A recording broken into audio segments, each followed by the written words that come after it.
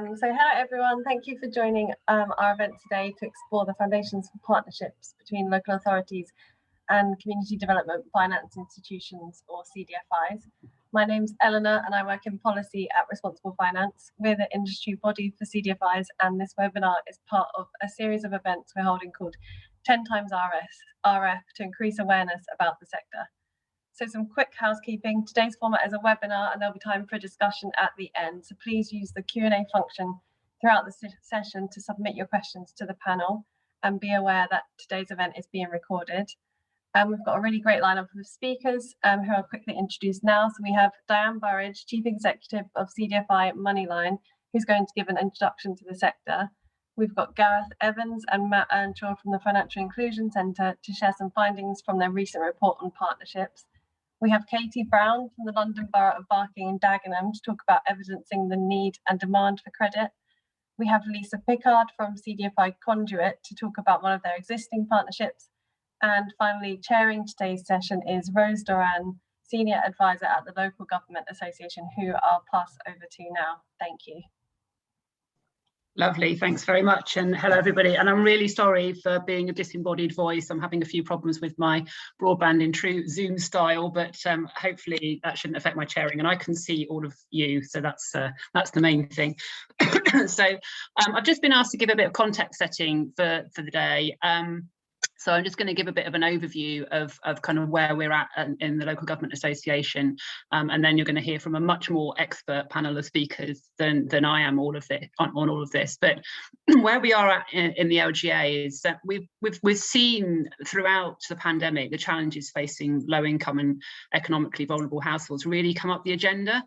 And it's the LGA's view that financial inclusion and sustainable communities really need to be at the heart of our approach to recovering from the pandemic.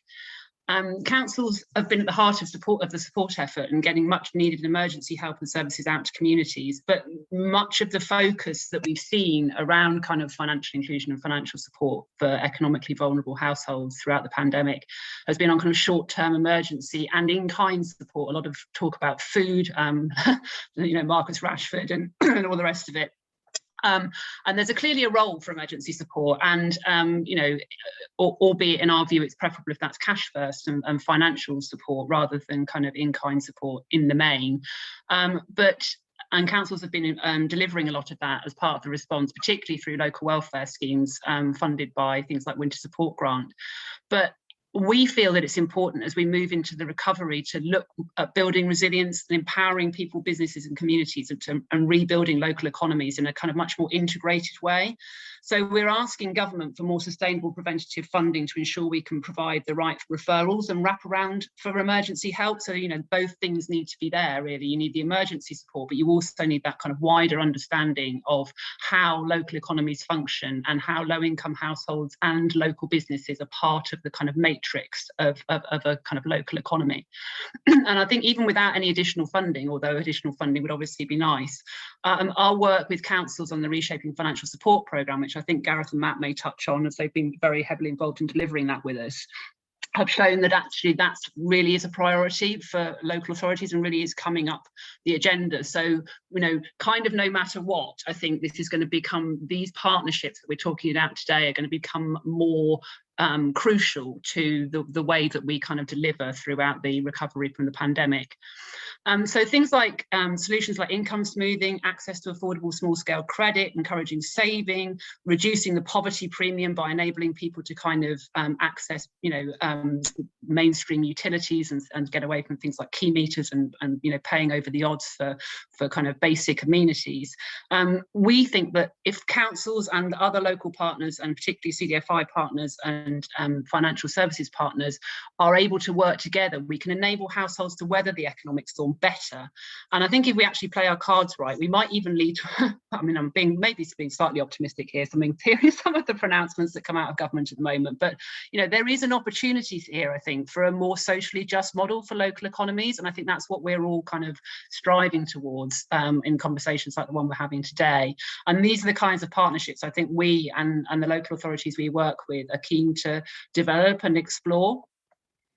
So we've obviously heard a lot about levelling up And that's kind of the sort of buzz phrase that's being used for a lot of this at the moment. And obviously councils, local businesses and voluntary and community sector partners will be driving that locally. What we're really pressing for in the LGA is for that to be genuinely locally driven, and for the variation, not necessarily variation in outcomes, but variation in an understanding of what local economies look like and what the different needs are, and what how disadvantage manifests in different places is really at the heart of that. And councils, and nobody knows their place better than councils. So, obviously you want councils to be right at the centre of determining what levelling up should look like and what it should mean.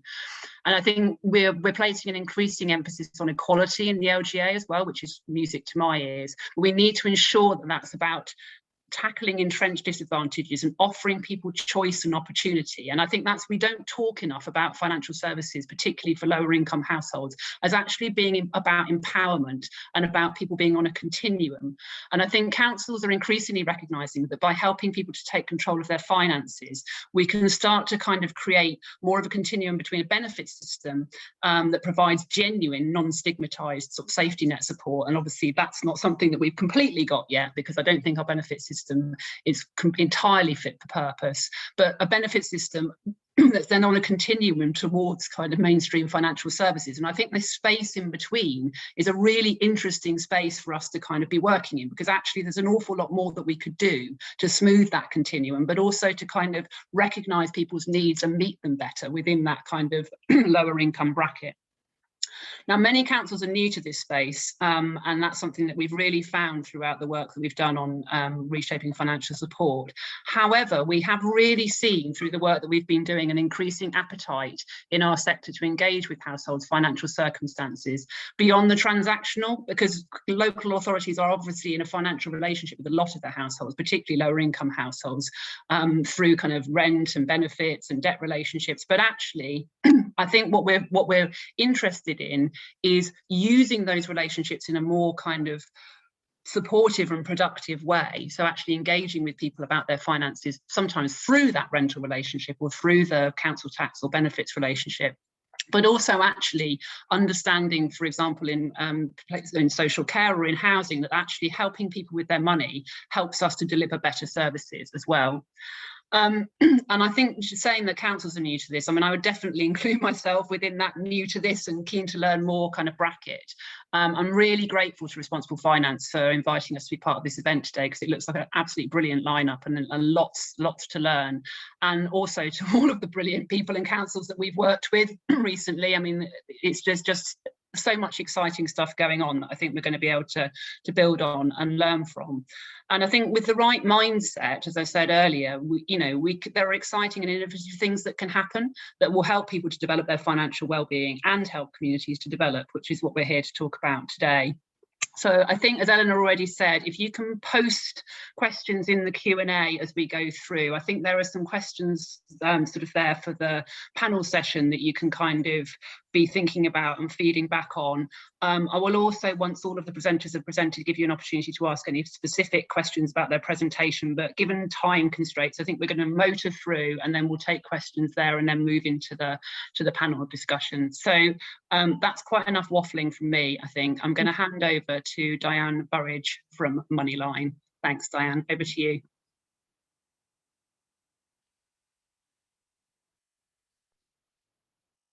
Brilliant. Thanks, Rose. I really loved you talking about the beyond the transactional there in terms of the relationships, because it's really at the heart of what CDFIs do.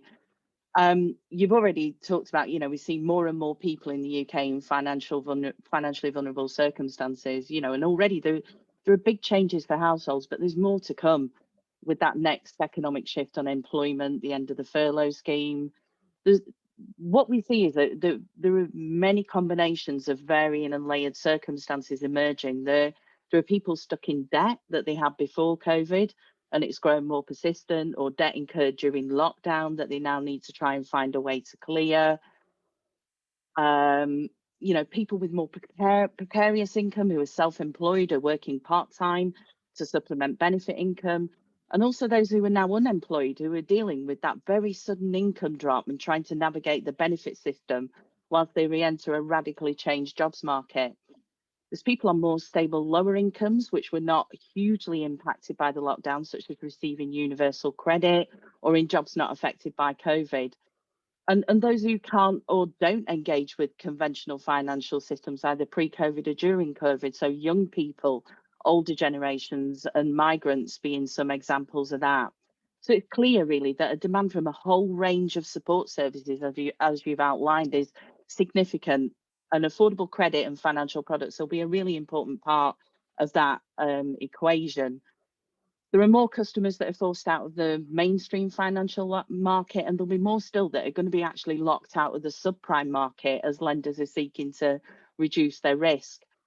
High cost lenders are under increased regulatory and reputational scrutiny even more now, and financial pressures. And they're combining to lead to consolidation, insolvencies, high profile exits for the market.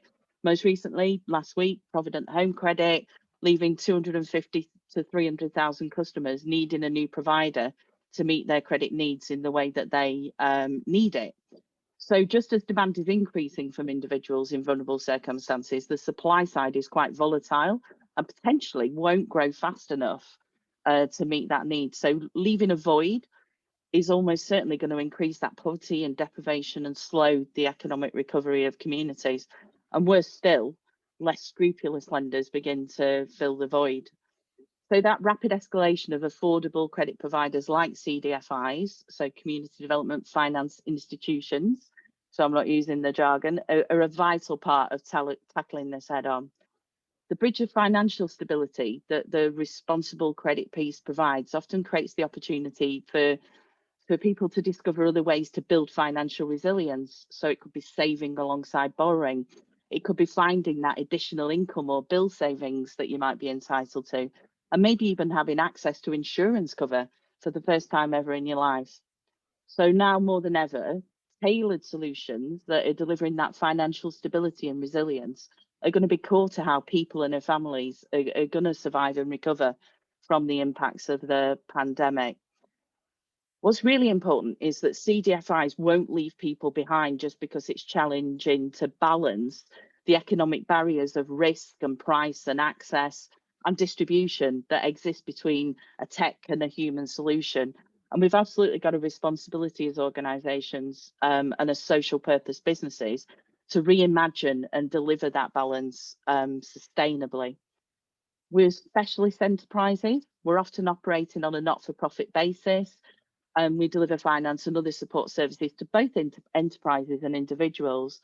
But CDFIs that are focused on personal lending currently deliver around 25 million in loans to about 35,000 people. So we've got a long track record of exclusively serving low-income communities. And CDFIs understand how customers live their lives and what works and what doesn't when you need to access affordable credit and other financial products.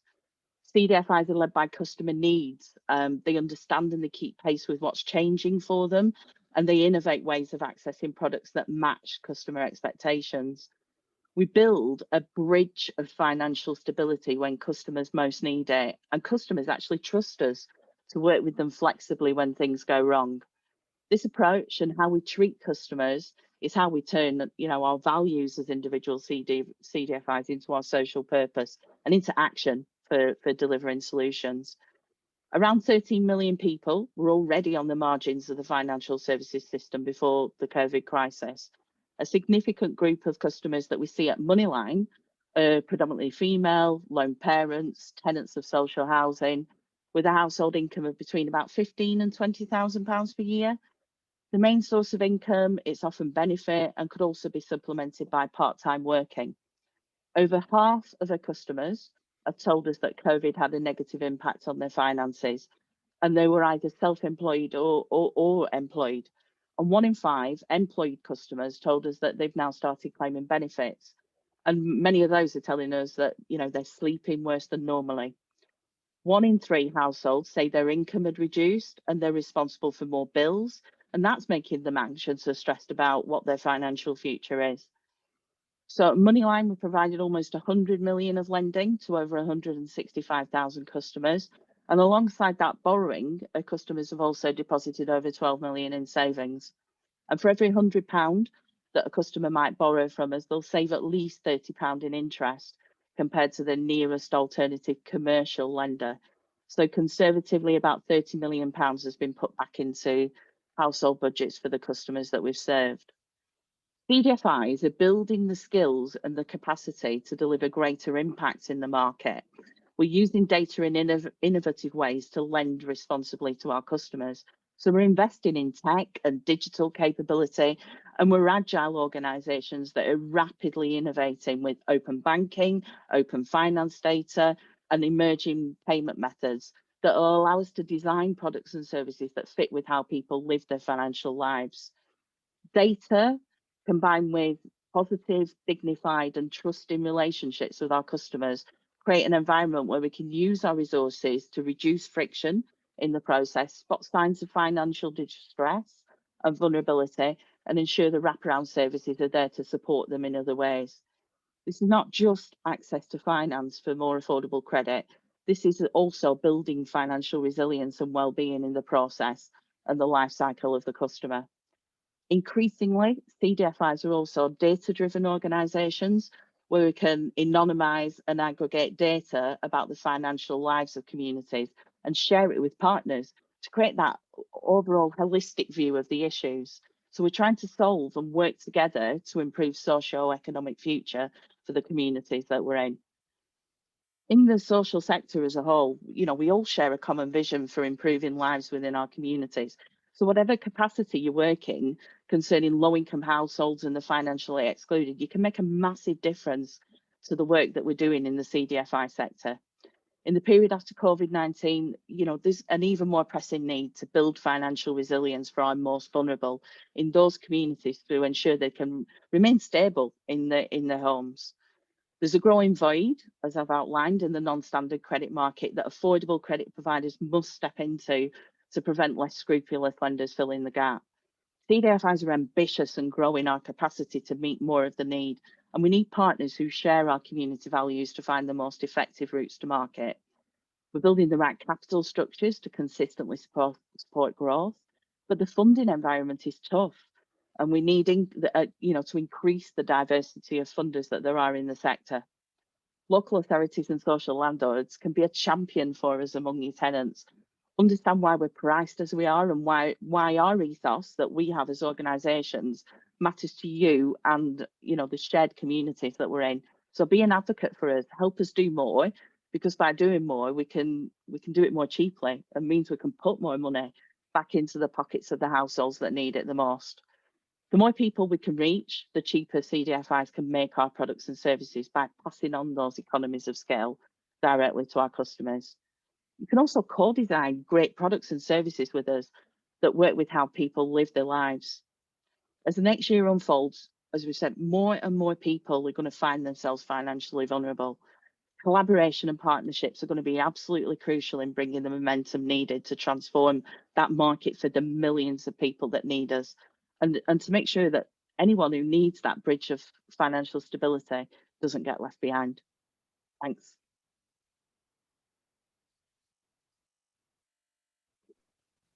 Fab, thanks Diane, that was really great. So I think we are now going to move on to Gareth and Matt, who are going to give us an overview of their report findings on their partnerships report. So over to you guys. Thank you very much, Rose. Hopefully I'm just going to, and welcome to everybody and good afternoon. I'm going to share some slides that will hopefully guide both myself and Matt's discussion and presentation now, and also lead us nicely into Katy's presentation afterwards. So thank you very much for inviting us along to co-host this afternoon's session. My name is Gareth Evans, and I am the co-director of the Financial Inclusion Centre.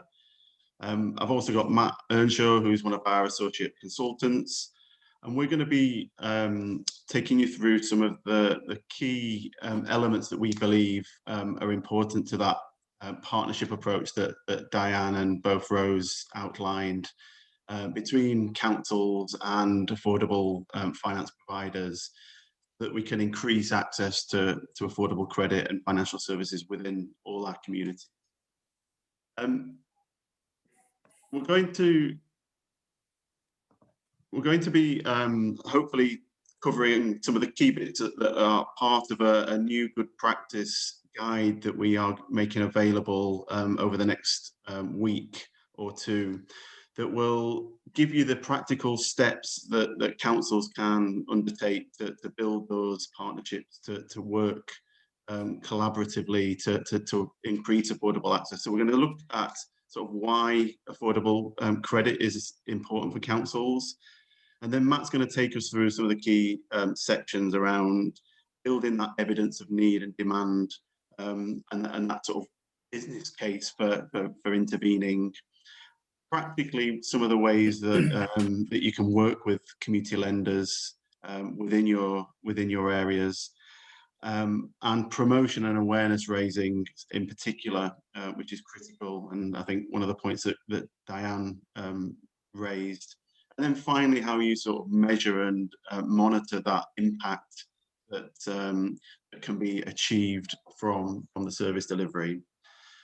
But the first part I wanted to focus on is the actual Reshaping Financial Support Programme itself, and how we got to this work. So the LGA's RFS programme commenced back in November 2019. And the idea was that it would work collaboratively with councils to build on existing good practice, but accelerate further development, coordination and innovation in preventative support delivered to improve financial circumstances for low-income households. And the programme selected and worked with 7 councils from across the UK and provided, and we helped the LGA deliver a comprehensive programme of action learning, direct consultancy support for those councils involved, and then funding to take forward innovative projects and ideas within those. But quite quickly, the programme had to pivot because of the impact of COVID, and we quickly expanded that to a network of 30+ councils, and we were regularly meeting each month to look at those key issues, those challenges, those topics that councils were seeing in responding to COVID. And as the pandemic's progressed and helping rebuild and recover from the economic impact, it's been really important in terms of lobbying and policy work with government and others, with other governments and other stakeholders. And we've delivered some key webinars on particular topics around financial hardship, local welfare, and also affordable finance, and developed again a number of resources and good practice guides. And it's the one on access to affordable credit we'll concentrate now, but also a demand dashboard that looks at the local hardship and financial vulnerability that's been experienced in your local areas. And we'll provide links in the chat in a second to some of those resources, and we'll make sure that these slides are also available afterwards. But what and I think Rose indicated this, that increasingly the key theme of affordable credit and financial services has gradually risen up the importance of councils' priorities. There's a number of councils out there that have got really successful, really long established track records of working and building relationships within their communities that have been really successful and had massive impact. But as a general picture, this topic is seen as a general low priority and focus for many councils. So what we're looking to do is try and raise that up the importance levels, and we see that by supporting access to affordable and responsible credit, it enables households to deal with those short-term financial problems, those emergency issues that will rise, and address the scale of financial vulnerability, where we've got about 11 million people classified as vulnerable in terms of their finances, and the growing use of high-cost credit now is estimated to be annually as about £3 billion worth of lending, compared to just 250 million in the affordable credit sphere. And finally, we really think that it's got an essential part to play in building financial stability and resilience that will both prevent future problems but aid that long-term recovery. So what we've seen is an overwhelming business case. Excuse me, I jumped ahead, for intervention, both in terms of household gains, health and well-being impact, and as well as the increase in local economy. So it's that critical role that councils can play that's led to this development of the Good Practice Guide. And we're hoping that this will give a roadmap for councils, right from the early case making right through to how they can practically do it, and measure the impact that can have. So I'm going to hand over to my colleague Matt, who will take us through some of the key points from within the report. Matt. Great, thank you, Gareth. Afternoon, everybody.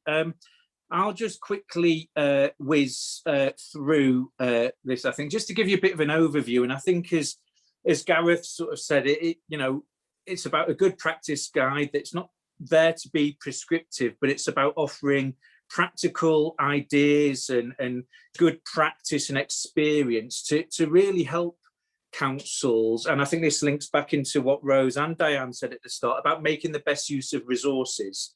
So how can you maximize the effectiveness and the value and the impact of the work that you do with those community lenders? So as Gareth said, I'm going to go through some of the sections in the reports. Now, there's quite a lot in the guide about practical ways that you can start to go and measure the need and demand for affordable finance at a local authority level. I'm not going to say too much more about this because I think Katy, who will follow me on after this, will go through a little bit more in a little bit more detail about what they've done around evidence of need in Barking and Dagenham. But essentially what we've tried to do is pull together a whole range of resources that are accessible, and we've highlighted some of them there on the slide. You know, you can see Experian credit scores, for example, the Good Credit Index by Demos, a think tank, on top of things like indices of multiple deprivation, and a lot of information as well from, for those of you who may not have seen it, from LG Inform, which is the LGA's sort of database, pulls all sorts of data sets together. So there's a big bit in there really to help councils begin to build their own need and demand. If you could just move me on, please, Gareth.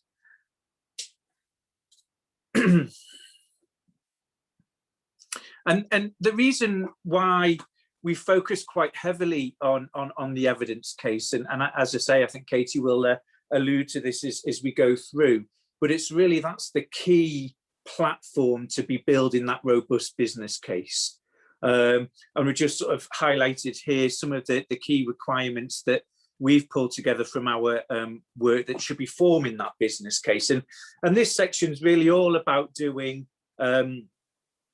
building a framework, helping councils to build a framework to build that business case. And I think as Diane said, you know, we're seeing that this is an increasingly important issue. Budgets are tight, there's that growing demand, that bit that Diane said. There's lots of pressures on council finances. So this is a really important agenda, but often it can be quite preventative type activity as well. And it can be difficult to sort of prove that business case. So again, it's looking at the good practice that's out there, pulling various bits and pieces of research together to kind of help councils begin to look at what those key requirements are, and that they can start to build that business case, be it internally to secure investment to support, or to be supporting the providers themselves making sort of social investment applications. So there's a lot there about that evidence and about building that business case. If you could just move me on, please, Gareth. And what we've also included in there, and what runs throughout the whole of the guide, is is a ton of good practice. And Rose said this at the start. There's already, you know, councils are doing a lot with community finance providers. And it's about building on that, and it's about sharing that good practice. So there's case studies across how councils can support community lenders, and that's very much from you know, the targeted financial support, broader sort of investment, supporting their own staff to access services, and then very practical support, you know, supporting premises and business rates relief. But then I think it was really interesting with Diane mentioned co-design and coming together, and actually how can these community lenders, the CDFIs, work with councils to actually support council service delivery. And again, there's examples in the guide, you know, where organisations are delivering home improvement loans, you know, rent deposits and covering rent in advance payments. And obviously, you know, that whole piece around the economic development as well. So there's a lot of case studies within the document there to really give you an example of practically what can be done. And then we've got, if you could just move me on, please, Gareth, into promotion and awareness raising, and I think,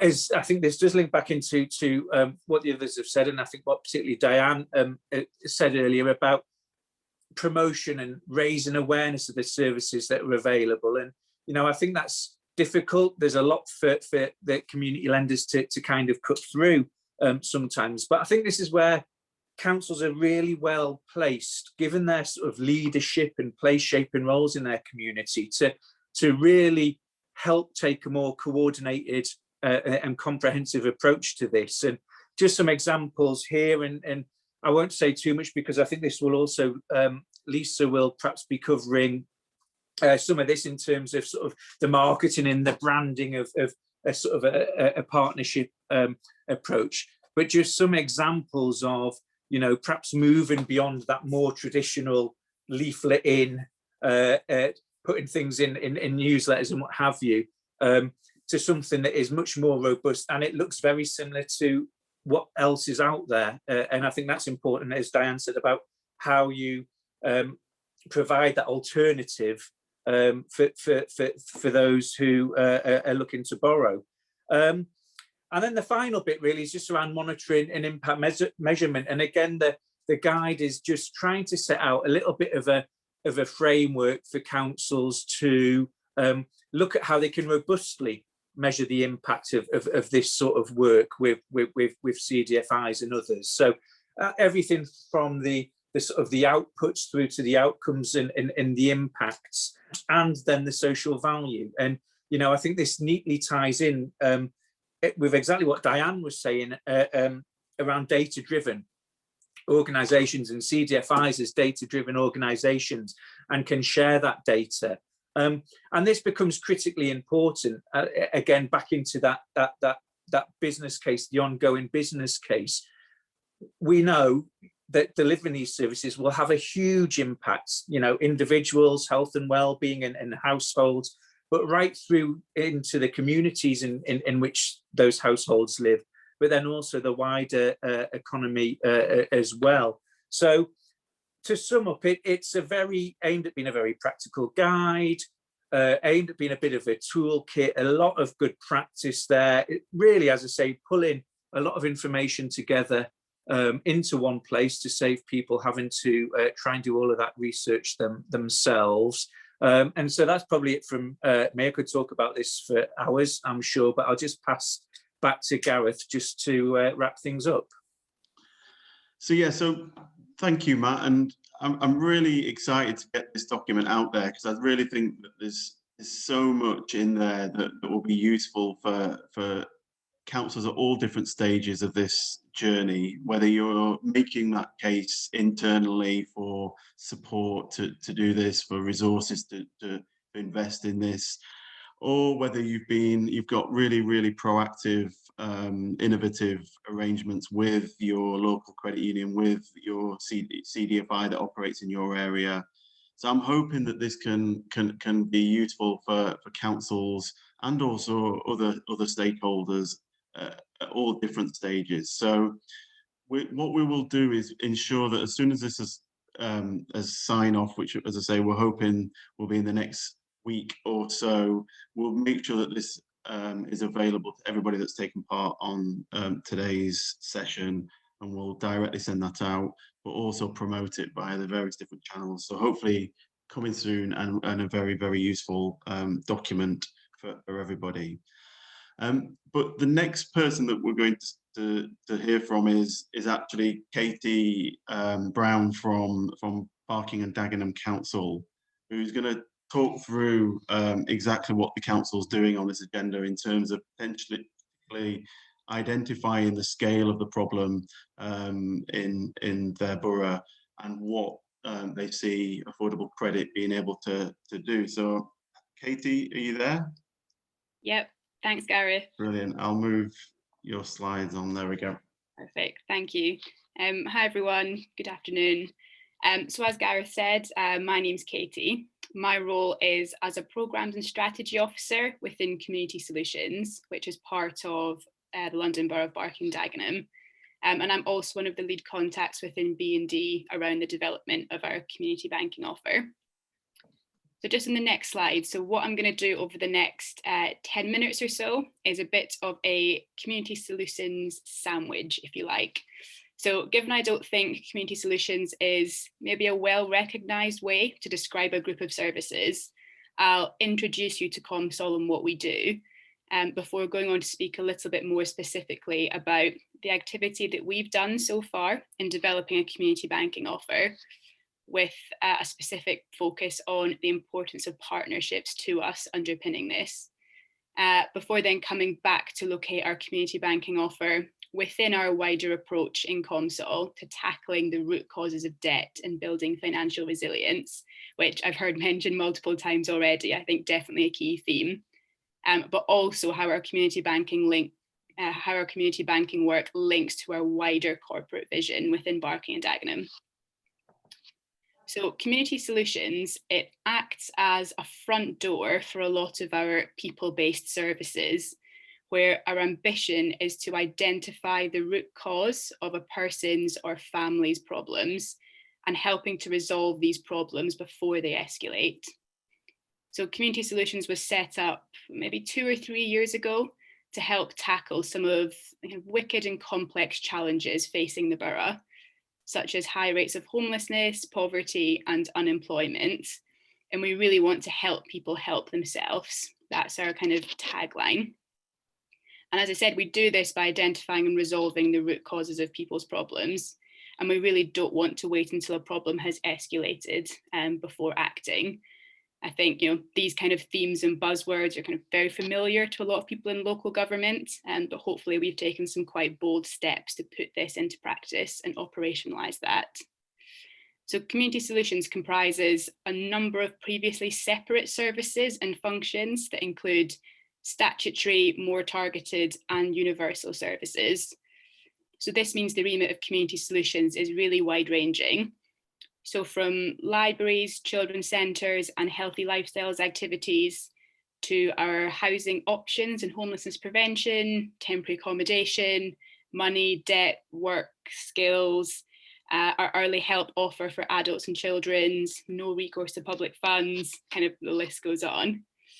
And what we really want to do is prevent evictions and homelessness, help more people into jobs and training, and support more people to live independently in the community, living healthier lives, and to reduce the numbers of people living in debt while building financial resilience. So for the last 15 months or so, LBBD has been working with the Financial Inclusion Centre on how we develop a community banking offer in the borough. So this was identified as a priority area and builds on the learning taken from our participation in a BBC programme called The Fix that looked to address the issue of financial hardship and debt, especially linked to the use of high interest loans and credit. And The Fix really identified the need for a fairer and more affordable alternative, And after an exploratory scoping session with council officers, this confirmed to us that there was a gap in the borough in terms of a more affordable and ethical provision that we wanted to address. So from here, we started working with the Financial Inclusion Centre on an options appraisal. And the ambition of this options appraisal was really to clarify two things for us. So firstly, to outline the evidence of need for affordable credit and fairer financial provision in Barking and Dagenham. You know, we're a really data-driven organisation, and we really wanted some data and insight that demonstrated to us why not acting kind of wasn't an option. And secondly, we wanted this evidence of need alongside a bit of an options appraisal of the existing provision to inform some options and recommend to us how we could act. So kind of Matt touched on some of the sources of data just previously, but through this research and some of the sources of data that are highlighted in Gareth and Matt's report, we found some pretty stark and even some quite frightening insights, which we didn't know previously, that I'd just like to share now.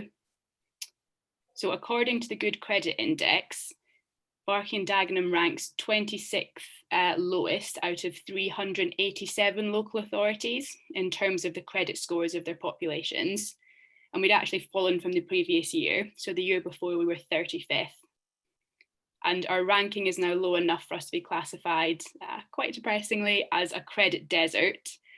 So a place where people are overwhelmingly excluded from access to mainstream credit.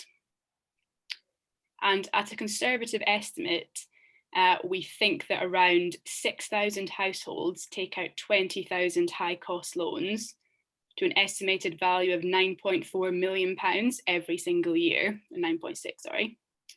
And because of the high interest rates involved, this is likely to equal somewhere around £16.7 million being repaid in interest. So if you do the math, that's just over £7 million straight out of people's pockets in the form of high interest. And for a borough of around a $250,000, I think, is our population, you know, those are some pretty frightening numbers. So knowing Barking and Dagenham is a financially deprived borough with far too many residents experiencing hardship, that wasn't necessarily new or news to us. However, what these insights did give us was a nuance to this financial landscape that we kind of previously hadn't properly considered or would not have previously known. And it showed us clear of day that too many of our residents cannot access mainstream banking provision, and that this, coupled with the overrepresentation of unaffordable lending options in the borough and a lacking kind of ethical, affordable alternative, leaves residents in our borough with little choice but to access subprime credit and further undermining their situation. So building on this, the options appraisal recommended that we identify, select and work in partnership with a leading credit union to extend their geographical operations to cover Barking and Dagenham to underpin the delivery of a community banking offer. And we're kind of in the process of doing this over the next couple of months. However, in parallel, we also have some early ambitions to start exploring a proposal and requirements for a multi-provider web platform that could eventually incorporate some kind of credit brokering facility. This being a kind of single point of information and contact where residents could go for a range of financial support. So from accessing information, advice and guidance, to identifying the best lending option for them from a menu of potential providers, to even accessing emergency hardship funds, for example. And also, I think the beauty of something like this can be also used as a tool for some of our frontline staff across community solutions and beyond to support conversations with residents on money and debt. So next, I just wanted to briefly outline the collaborative approach we've taken in co-designing the community banking offer to date. So we've been very clear from the outset that we need to work with and alongside residents, community partners and council staff to make this happen. And this is really, really important to us. And although the council is leading on this work, we know that often, actually, we're not always best placed to provide support to residents. You know, so many strong relationships exist in the community. and we have to work together as ones, and no one can deliver this change alone. So it's about partnerships with councils, but also community partners as well, I think. So from the outset, various stakeholders have helped us shape this work, and I've outlined a couple of examples there on the left. So we've had a kind of project board up and running for a while, where 2 community partners sit on this, directly involving them in the project oversight and decision making. And in addition, one of these partners has also been heavily involved in the procurement, so the shaping and decision making around our credit union partnership. And I think the key is any partnership that we do needs to be best fit for the borough, not just the best fit for the council. So that's why I think that partnership is so important. And we've also sought the input of various community organisations, looking at what they currently understand about credit unions, as well as seeking their innovative ideas for what the community banking offer should look like, and also how it could be promoted and integrated and embedded through their community channels. And the last one, we haven't done this yet. We're just in the process of some early thinking around it. We're planning on convening a group of residents with lived experience of financial hardship generally, but ideally some of them having lived experience of payday lending and credit exclusion, to share their stories with us and to share their stories with those involved in the decision-making process of the community banking work in the borough. So this will give the council and partner leadership insight into the experience of residents in the borough, in particular the end users, those who we want to access the community banking offer, and increase their understanding of the lived experience, and giving residents a voice in the approach and identifying some opportunities we might not otherwise have thought of. So on the next slide, the reason to act and the reason we wish to develop a community banking offer, I think, is given even more emphasis when we take into account our wider approach to tackling the root causes of debt and building financial resilience. And this is absolutely one of the key pillars that drives us in community solutions. So this wider programme of work seeks to get an early resolution to debt, to prevent poor outcomes from occurring in the first place, and prevent subsequent demand on particularly acute council and partner services. And there are a number of strands of work within this programme, all pointing towards this issue, which the community banking work complements and is at the core of. And I'll just run through a couple of these quickly to illustrate how community banking can only be fully understood when aligned with and operated in conjunction with our other initiatives. So for example, we've recently launched an in-house ethical bailiff service to further reclaim control of the debt recovery process back into community solutions.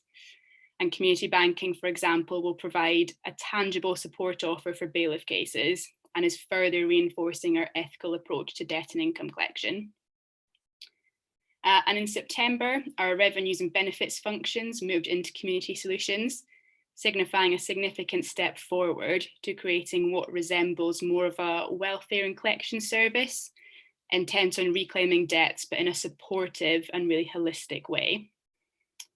And our community banking offer will link here by providing an early intervention offer for those slipping into debt or needing some emergency support, aligning with what we already offer in terms of hardship, and connections through our Revs and Bens team should hopefully readily be made. We're also working on developing a bit of a single view of debt, which basically brings multiple sources of data together to help us better understand debt profiles in the borough. So this will help us with targeting those with multiple debts who would most benefit from being brought into the fold of a community banking offer.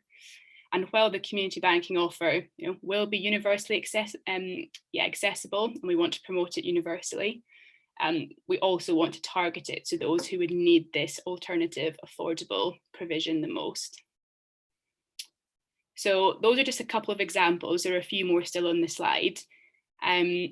But I think what the message is, community banking aligns with and builds on a range of activity already underway in the council and in the borough. So is a further, but so far missing piece of the puzzle relating to our extensive efforts around debt prevention and strengthening financial resilience.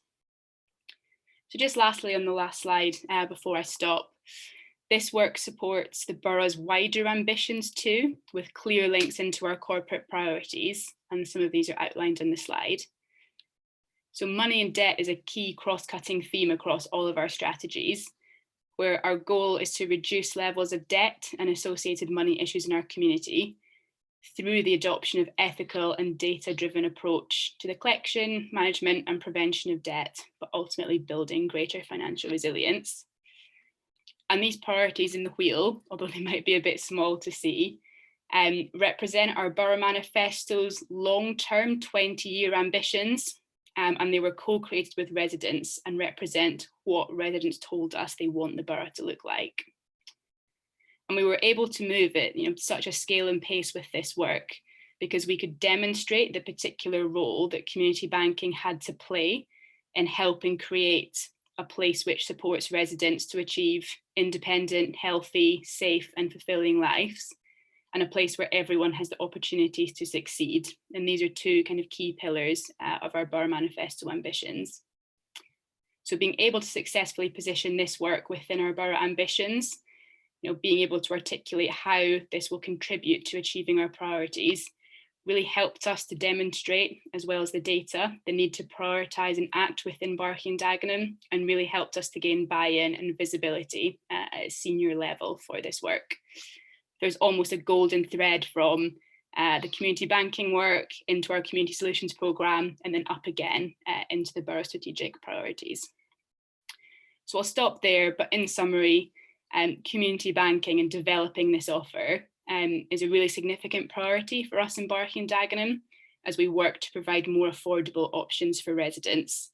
But the other kind of key message is it's only part of the jigsaw for us. We know we've had to have built this wider tackling debt programme, and community banking is one key component part, if a very significant one, that is currently a massive priority for us.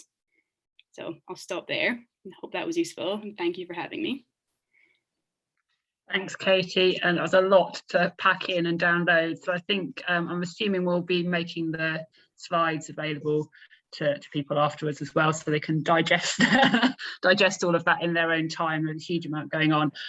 I'm conscious we're running a little bit behind, so Lisa, I'm not going to suggest that we cut you short, but that we cut the Q&A very slightly short so that you get your allocated slot. So without further ado, I'm going to hand over to you, and then we'll come back to the Q&A. Just to say to everybody, start posting your questions in the Q&A so that we've got a couple to get the ball rolling when we bring our panellists back together after Lisa's presentation. Over to you, Lisa. Thanks, Rose. And sometimes it's really good to go last, and other times it's not. So what I'm going to try and do is, where Katie, Diane, Gareth and Matt have already covered things, try and skip over that. I was introduced beginning, I'm Chief Exec at 5 Lamps organisation. I've been there for 2 years now. My interest in affordable credit came from 25 years working in social housing. And a real passion came from that in terms of how we tackle that financial inequality, particularly for those living in social housing, in deprived or economically challenged communities, the credit deserts that Katie mentioned, particularly those affected by the poverty premium. So they have less money to spend on things in their local community, and those who cannot access credit or resort to high cost credit.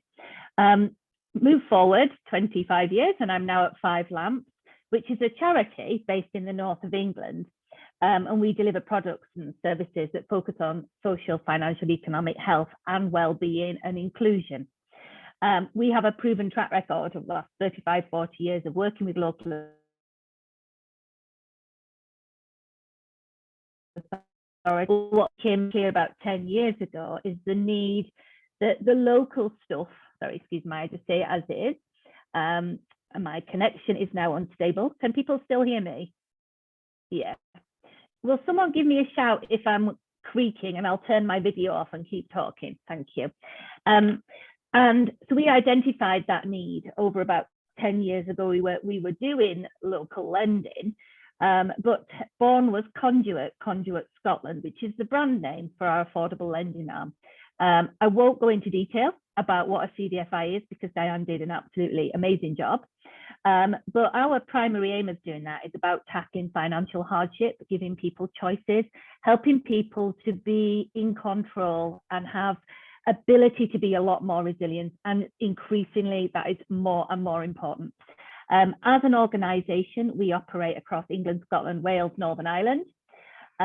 We are now predominantly online based business. That doesn't mean we are removed from our customer. We're very much a database driven organisation, and something that Katy just discussed is that we do really work on lived experience and use that to translate it into products, services, and constantly evolving into what we can do. That online delivery has particularly helped this last 12 months, but it's also helped us think, well, what next? And it created for us as an organisation, as a charity, that foundation to create and support partnerships with local authorities to deliver tailored solutions that meet. And Katy, you said there about your borough needing it to be borough-wide, you know, not council. And I think that's really key. So why have we really moved into working in partnership with local authorities? It's vital. We can't do it on our own. Even myself and Diane and 3 or 4 other big CDFIs, we cannot tackle that demand that you can see in the local government indices that's there. But it's also about raising awareness, changing the culture and traditional behaviours. So those people that are already trapped in high costs, what do we do? But we recognise that we're a charity.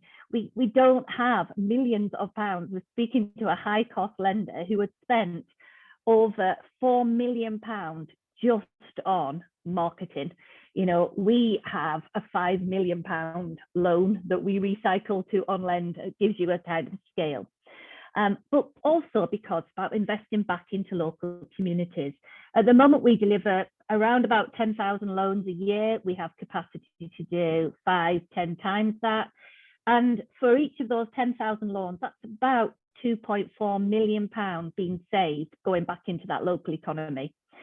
I am going to talk about Northumberland Money. We've got 4 big local solutions that we've been doing.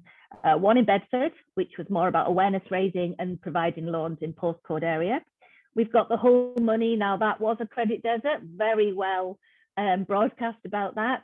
And that's more of a shared space. To the other end, we have partnerships in Scotland at Fife, where 4 local authorities worked with us. We put funding in, we ring fenced it, and that was for advice, outreach services, signposting, debt advice and loans. And we also have Northumberland Money. So Northumberland Money is actually a trading name of 5 Lamps.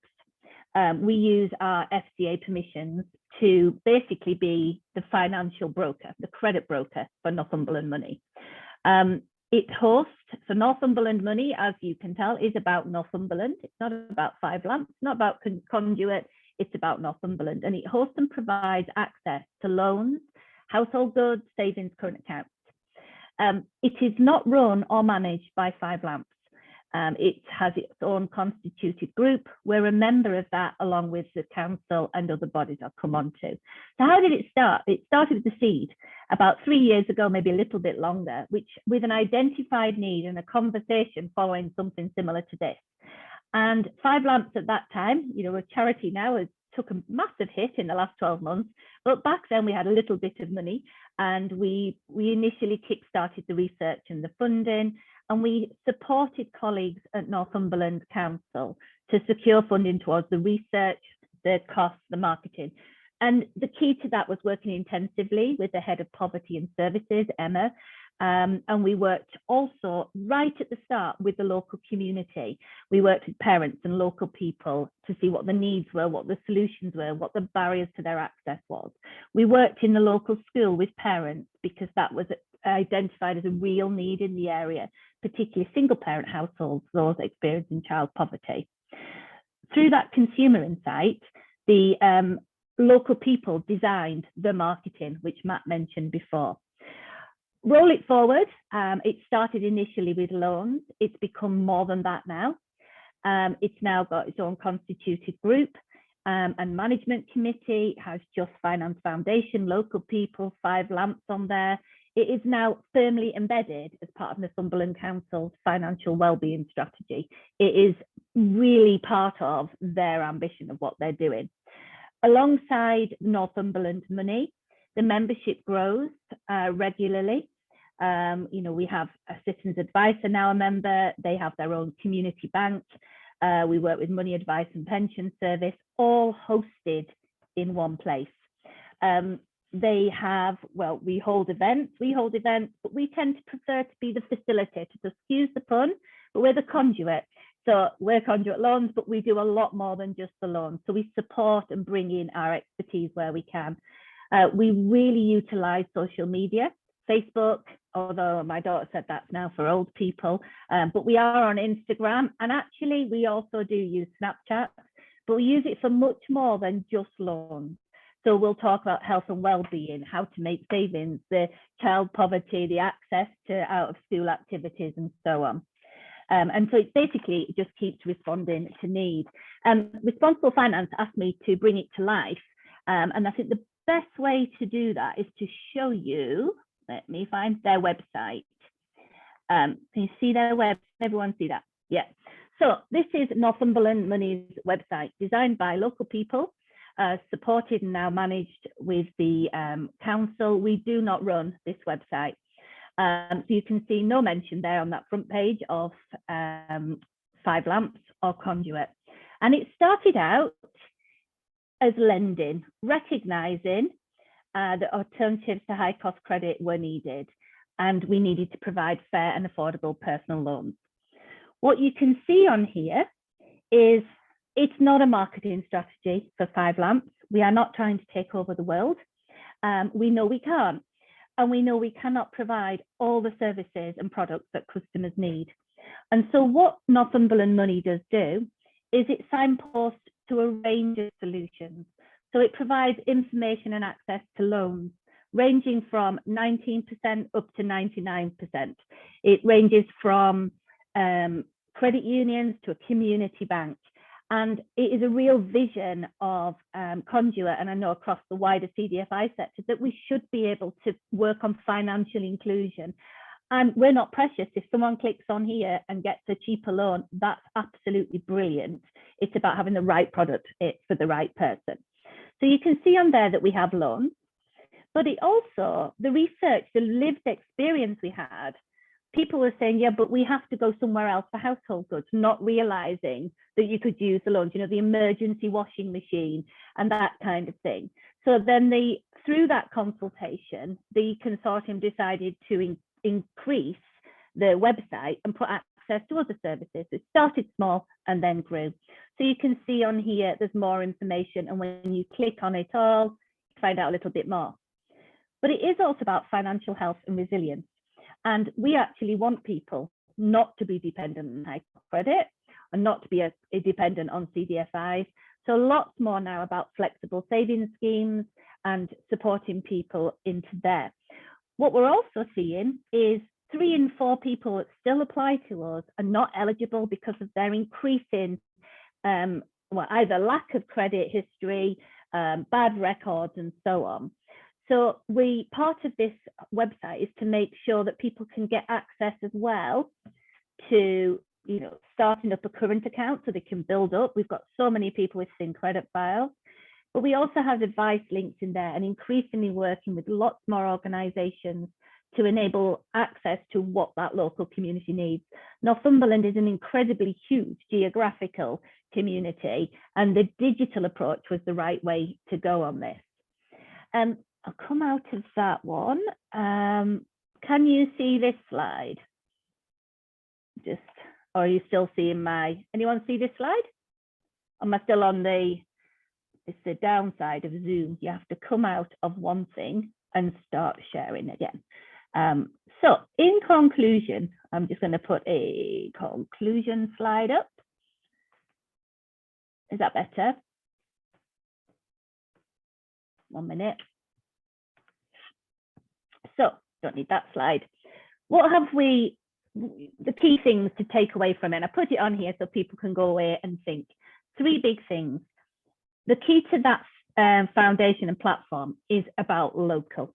not being precious about brand, you know, making it local. The council, the local people lead and shape. We advise, support, we facilitate. It absolutely is not about 5 lamps. Yes, we get loans from it, but we make no profit from it. We don't take a fee. We don't do a broker fee. We just set it up, and that for us is our charitable and partnership contribution. The second bit is partnerships and relationships. Absolutely have to. We felt it needed to grow organically. If you start off saying we're going to change the world and tackle all of this, it becomes too cumbersome, particularly within the local authority. So we grew organically. We took people with us, changing hearts and minds. You know, we came up again and again, and we still do. People saying that APR is expensive, but when you bring it back to the real lived experience and showing what difference it made in that area, there becomes buy-in.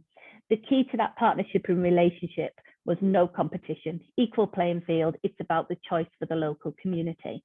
So we played to our strengths. We had the infrastructure to support the vision. So why reinvent the wheel? Why Northumberland Money set up a whole new or register to be a broker when they can do it with our support? It avoided the delays and complex regulatory processes. We created that foundation, but Northumberland Money had the local context, the member priorities. They know what they needed to invest in. They had that local knowledge and vision to bring it life. It's recognizing each other's strengths. So that's my summary. No one size fits all. We're working with local authorities where we're just raising awareness, right through to one that put money into it for on lending, which is great because there was no interest. So every penny goes back into local people, through to Northumberland Money, which is growing into that really interactive platform. And I'll just finish on the lived experience. So this lady worked with us in forming Northumberland Money. And it, for me, what she drove through that is this was the position she found herself in when she started working with Northumberland Money, and wasn't aware of all of these things. And when you are really struggling, when you are trying to make ends meet, when you do need a pram, when you do need a washing machine, people look for credit. And part of the partnership and that foundation with local authorities is, as Katy said, to stop people going down that path, but also to help people who are already down that path back out of it. And finishing on a lived experience for me brings to life why Northumberland Money has been incredibly successful, because it was started by looking at local need and working with local experts and tailoring what we needed to do. Thank you.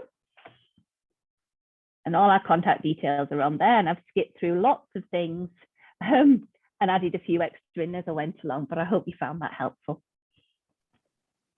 It was fantastic. Thanks, Lisa, and thanks everybody, I think, for packing in some really, really interesting stuff. And I was just reflecting on the fact that we've had presentations from 2 very different places as well, a unitary London borough and you know, very spread out, much more sparsely populated 2-tier area in the north of England. So I think it just goes to show that you can do this anywhere in the country, and there's lots of food for thought in there for all local authorities, I think. So we've not had much posted in the Q&A, but I suspect that's because everybody's been very busy absorbing large amounts of very interesting information. So I'm going to give you a minute or two to post some questions in the Q&A. We have had one question in there which I think I can answer reasonably easily, which is to say, unfortunately, it's not within the LGA's gift to pilot UBI in England. Unfortunately, you'd have to talk to the Westminster government about that one,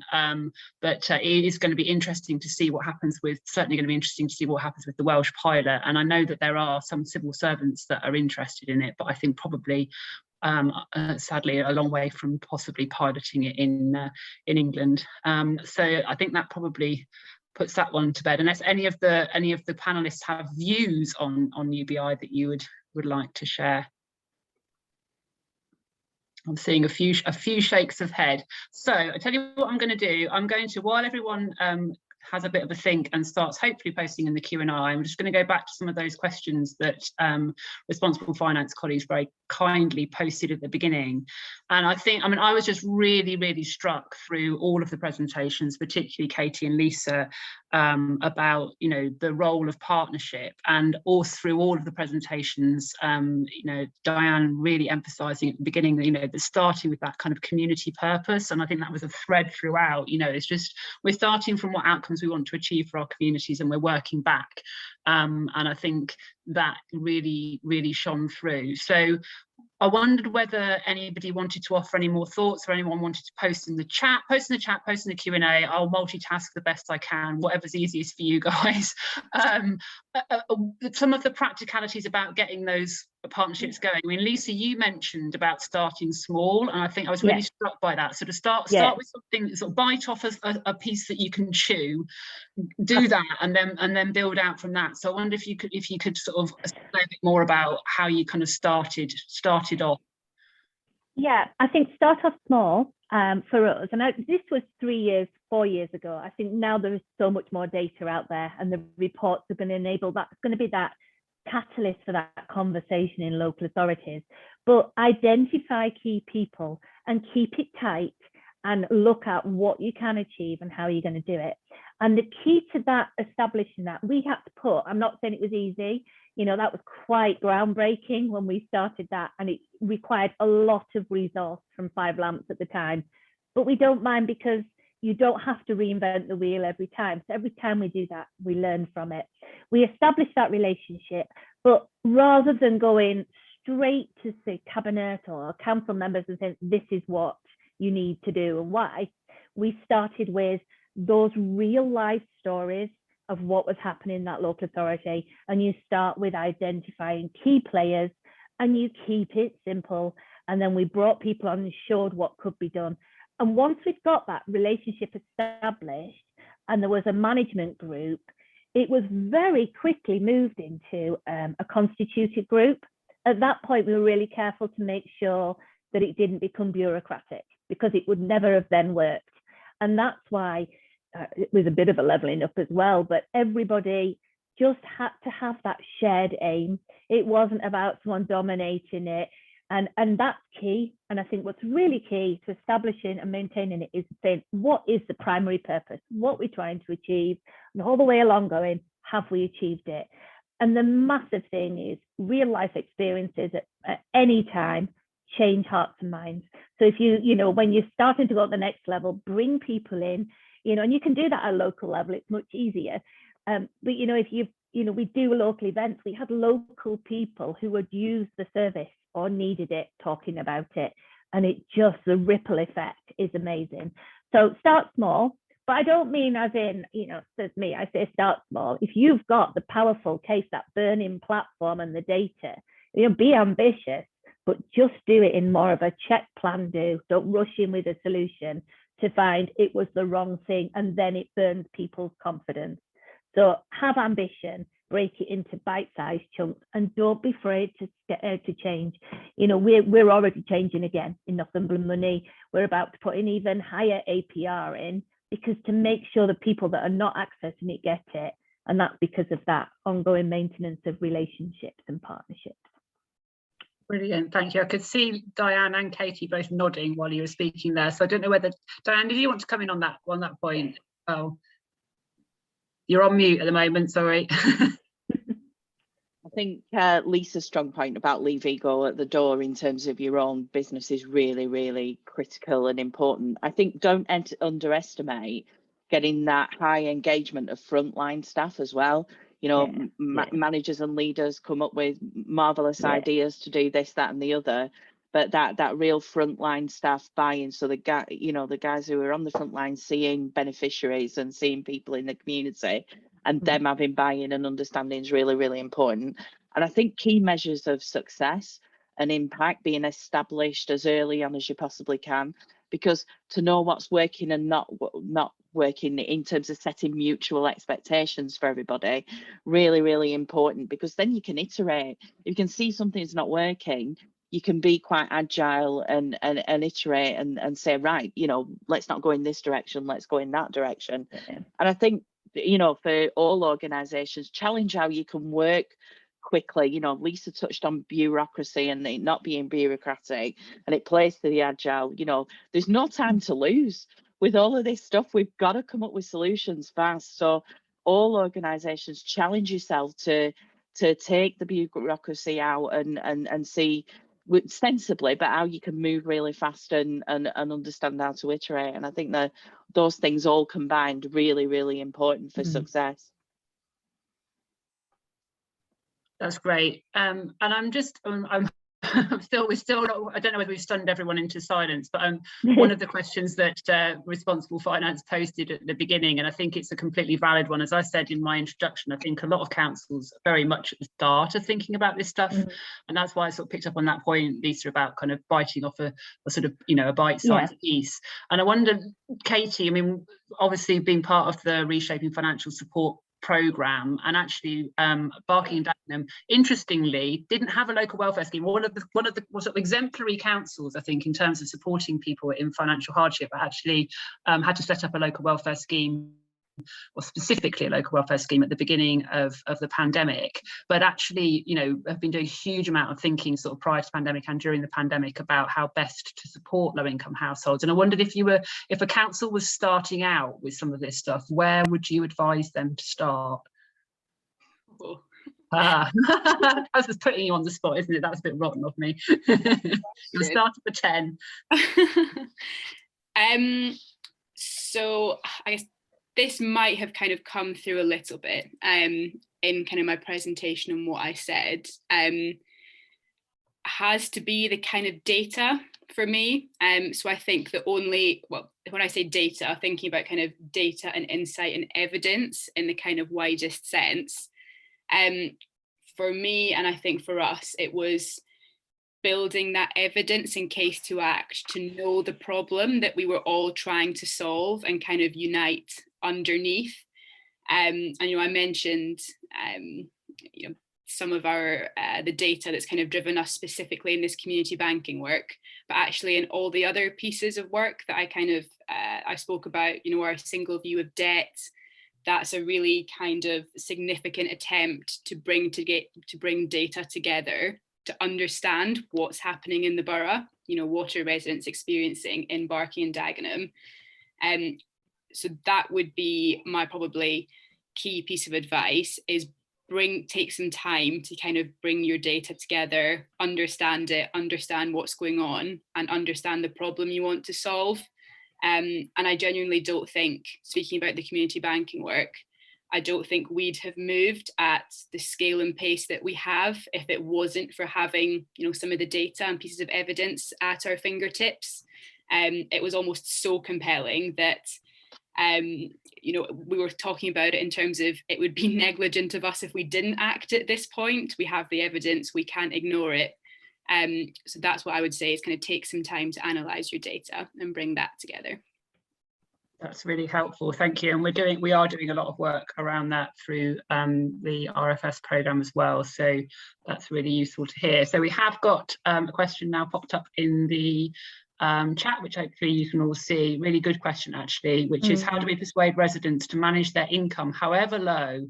So recognising that some people are managing with very small amounts of money, not rely on multiple credit providers. So Lisa, I'll come to you first on that one. Yeah, it's a good question, David. And I've just started typing about 5 lines, so I'll leave it there and press send in a moment. It's a very similar message to the partnership answer. It's about sharing information. You know, when we talk to customers, they do not say it's this APR. They don't say I've got 4 loans, 5 loans, I'm worried about that. They say this is how much I can afford to pay, and this is what, you know, they talk about what they have per week. And so part of it is about changing their hearts and minds, about showing them what multiple credit can do, because they're living in the here and now, which you do when you're living off £3.50 a week left after all your bills and that kind of thing. But talking to them about the future and that the impact of a credit score, the impact multiple debt has, the impact of if their situation changes. It's a real challenge. Some people don't want to hear because they are juggling very tight finances.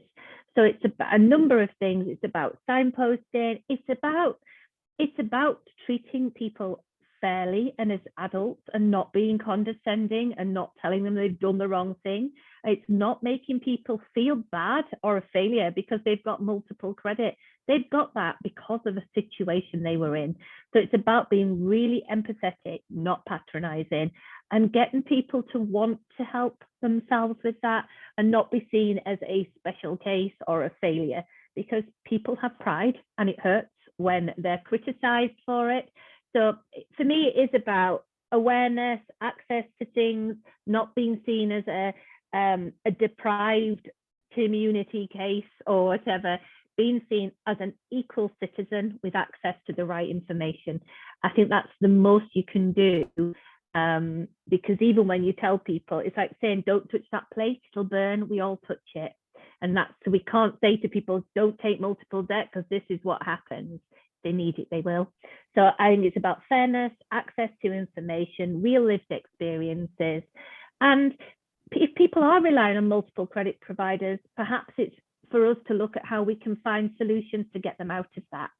And that is something I know that responsible finance and CDFIs talk about with the FCA lots, about the importance of being allowed to do things like consolidating loans that would actually save them a lot more money and be treated fairly. But we've got work to do on that, haven't we, Diane? Yeah, absolutely. And I think it's picking up on that point from an LGA perspective. I mean, that's why we, our affordable credit work, the work that Gareth and Matt have been doing, this is very much situated within a wider narrative around sort of financial inclusion strategies. So, credit won't always be the right solution for people. I think not stigmatizing people is part of it, but also, and actually it's not universal. I mean, we were interested in, Gareth and I were involved in an interesting panel the other day where it's just like, well, what about if someone just wants the money? And I think as local authorities actually, and Jill, another colleague from Barking Dagenham, was also on that call, we were saying, well, actually it's our responsibility to work with people in a supportive way to say, what's the underlying cause? And I think actually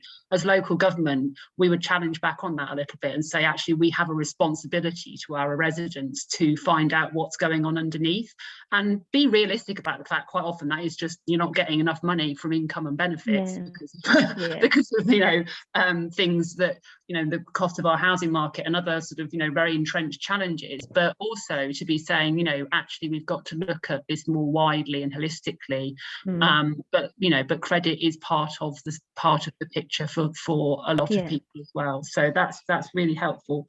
I'm conscious we've got about 6 minutes left, so I just wondered if anyone else, I haven't seen any other questions pop up, so if anybody else wanted to respond on that point. Gareth, you've taken your mute off, which is a signal of intent, I think.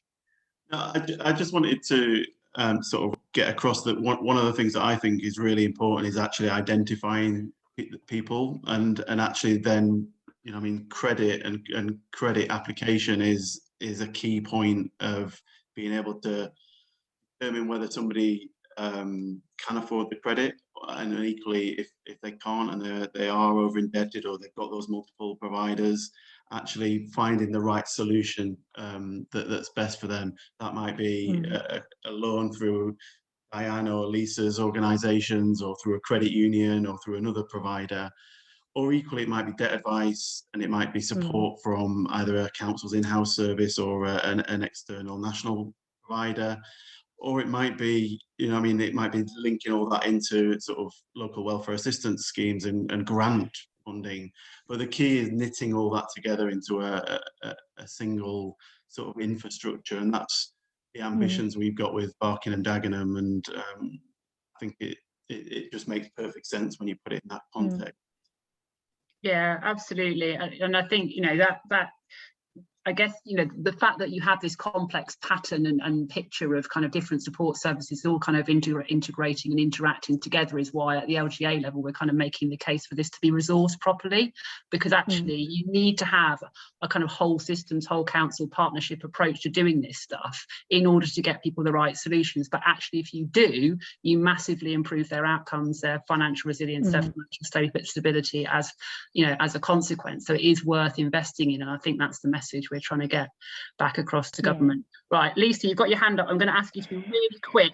I was just going to build exactly on what you said as well. I think what's really key is that when people do come to us for help, you know, is this personal bugbear of mine that we can't help people. That is where the partnerships come in. We shouldn't be losing them when they've contacted us. And if we can't help, and that's why we should be signposting up and down, you know, to the right point.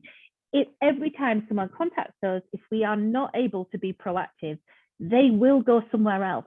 And once they're in the doorstep lender, or you know, and we're seeing that being tightened, you know, those that are not reacting responsibly, it takes a lot more local authority and economic impact to pull them back out. So we've got to be smarter sooner and start doing that collaborative working up and down, because it's the consumer at the end of the day. If we lose them, costs us all money. Absolutely, and that data message from Katy comes back round to that as well. You know, getting the data that evidences the impact is important as well. But I'm conscious we've got 3 minutes left. Responsible Finance colleagues have been posting stuff in the chat just to say, obviously, that links will be shared and info will be shared. I think I posted something earlier saying if you're not on our mailing list, by all means email me and I'll add you, and you'll find out about the publication that Gareth and Matt mentioned, which has got some of the case study stuff that Berkeley, Dagenham and others shared as well. And hopefully you're all plugged into the other responsible finance events that are coming up as well, so you'll be able to sign up to the other webinars that look of interest to you. I just found that a really inspiring and sort of invigorating way to spend a couple of hours this afternoon. Lots of food for thought. Hopefully we'll be continuing to talk to all of you about this, and watch this space for our report. I don't know if anyone from Responsible Finance wants to have a last word before we let you all go. Eleanor? Yeah, I'll hand over to you then. Yeah, I'll just say thank you to all the panelists for such a good discussion, and thank you to everyone who attended. I think there was about 70 of you at one point, and we hope this has given you a solid foundation to start thinking about these partnerships, and get in touch with us. We'll be circulating everything, kind of list of our members, but feel free to get in touch with us at any time if you've got any questions. Thank you. Thank you.